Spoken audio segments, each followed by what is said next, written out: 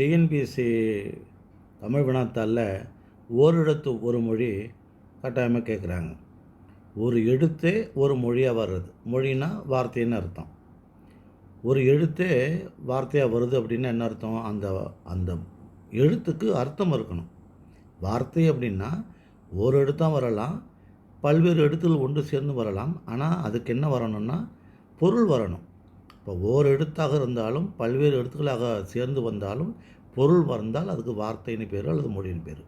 இப்போ ஆ அப்படின்னா பசுன்னு தரும், உங்களுக்கு தெரியும். எருது ஆன்மா. ஈனா பழப்பூச்சி. கொடு பழப்பூச்சின்னா ட்ரோசோபில்லா மெலன்காஸ்டான்னு சொல்லுவாங்க இல்லையா ஜுவாலஜியில், அது கொடு. ஊ அப்படின்னா ஊன்.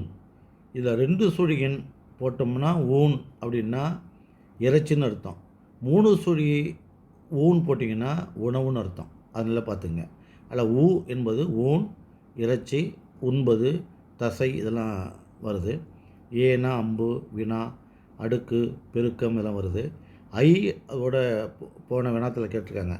தலைவன் ஒரு அர்த்தம் இருக்குது. அழகு, வியப்பு, கணவன், தந்தை இதெல்லாம் ஐங்கிற எழுத்துக்கு உண்டு. ஓ என்பது இந்த மதுகு நீரை தாங்கும் இந்த பலகைக்கெல்லாம் ஓ அப்படின்னு சொல்லுவாங்க கிராமத்தில்.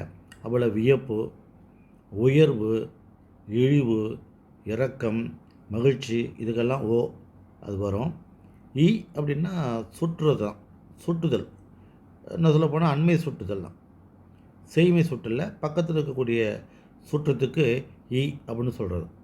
அப்போ ஒரு எழுத்தே ஒரு வார்த்தையாக வருகிறது என்றால் என்ன அர்த்தம்னா அந்த ஒரு எழுத்தே பொருள் தருகிறது என்று அர்த்தம். எனவே இதெல்லாம் ஓரெழுத்து ஒரு மொழி. இது உயிரெழுத்து மட்டும் பார்த்துருக்குறோம், மற்றெல்லாம்